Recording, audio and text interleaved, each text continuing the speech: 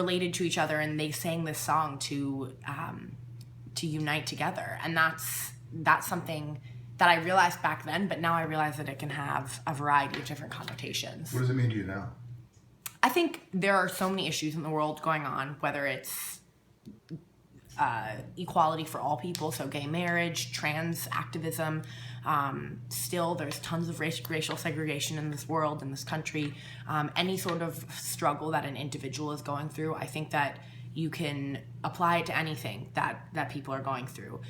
For the big issues, all the ones that I just mentioned, I think that that song can be applied to all of it. I have never heard anyone from any of those groups singing it, but I think, especially after the Paris attacks, I heard a lot of people singing it on Snapchat and things like that, and it kind of became one of those songs that people would apply to a tragedy. I wonder why that song did that. I wonder why it stayed with you. You know, here you are, the millennial generation. Why it stayed with you? Well, it's the tune too. It's the tune of it's in a major key. It kind of has that like sad tone to it. And also the lyrics are so strong.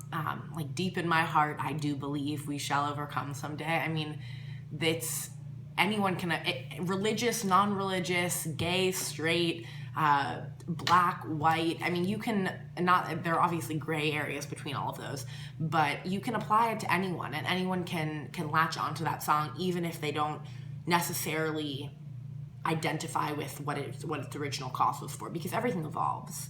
And things take new meaning, and this song took new meaning. And when did you realize when did you realize what you were just saying? How old were you? 23. I mean, it's one of those, you don't think about it until it's brought to your attention, and it was brought to my attention when you asked me the question. And I hadn't thought about it because it just hadn't crossed my mind that it could be applied to issues going on in 2015, almost 2016.